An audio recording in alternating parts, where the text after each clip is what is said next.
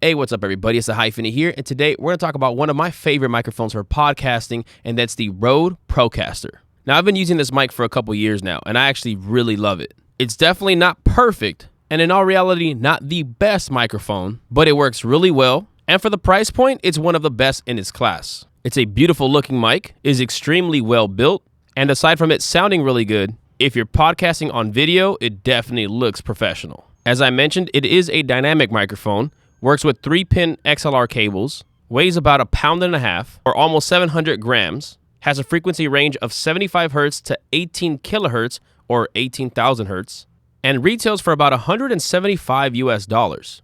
In all honesty, there aren't really many other microphones at this price point that can compete with the look and sound. Now, right now, you guys see me with the Procaster, and I do have an additional shock mount that they sell separately, which retails for about $40 US. When you buy the microphone, it only comes with this very simple mic stand mount, which I'm really not a fan of. If you're going to be getting this microphone, I highly recommend spending the extra money to get the shock mount. Now, this microphone is pretty susceptible to handling noise. So if you use just the included mic stand mount, if you end up bumping your table, bumping the mic stand, bumping the mic, you definitely will hear that in your recordings. Now, the additional shock mount does an incredible job at reducing vibrations. You can pretty much move this around and it really won't pick up any sound. Now, here you guys can see that I have a foam windscreen on the microphone. Now, this is something that you can purchase for less than $10 on Amazon. And oftentimes, actually, you could probably find like a set of 5 for about $12-13. Now, these actually are really great, not only because it does look really nice, it also does help some of the plosives. Now, there is an internal pop filter built into the microphone, so you do already get very limited plosives, the p, the b, all those poppy sounds, but with the foam windscreen, that helps even more.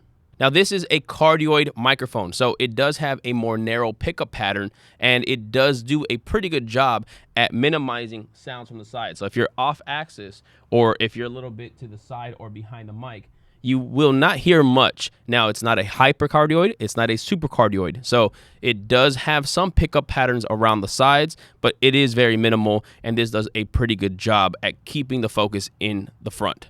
Now, let's talk about the sound. You guys can hear how it sounds right now. It has a little bit too much presence. This is a bright mic. It's not a dark mic. And I feel there's a little bit more of a boost in the high end, the highs, and it's a little too strong. So people with higher pitched voices, I think, sound accentuated. They sound a little bit too bright, and it's sometimes a little annoying to my ear. When it comes to microphone sound out the box, I definitely think that the Shure SM7B, to me, has still the pretty much the best sound out there. However, that microphone is more than double the price, but with some post-processing, or if you have the Rodecaster Pro 2, which is what I use, and it has a built-in EQ, you can actually fix that. You can actually go ahead and cut some of the highs a little bit, so that way you can reduce some of that higher end presence. So right now you're hearing dry vocals, no processing whatsoever. Now I'm going to go ahead and put the processing on that I use in the Rodecaster Pro 2 when I do my podcast. I'm going to go ahead and turn on that processing now. And now this is what I use. I do have a low cut filter, so I am cutting off some of the frequencies below 70 Hertz. I have a de-esser on as well. I have no noise gate. I do have a compressor.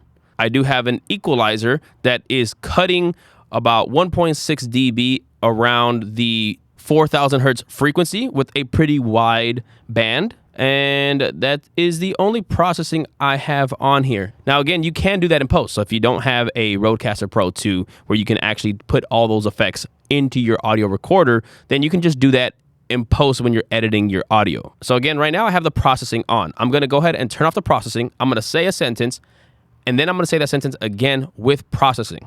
My name is TheHyphenate. Welcome to the Doubt Me Tech YouTube channel, and make sure to check out my Doubt Me podcast. My name is TheHyphenate. Welcome to the Doubt Me Tech YouTube channel, and make sure to check out the Doubt Me podcast.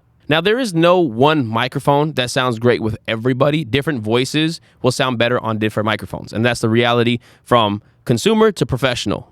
But this microphone does capture a very clear, crisp, and high quality sound. Again, for my personal taste, I just prefer a little less of the highs, so I end up making sure that I cut some of those highs when I am capturing my audio.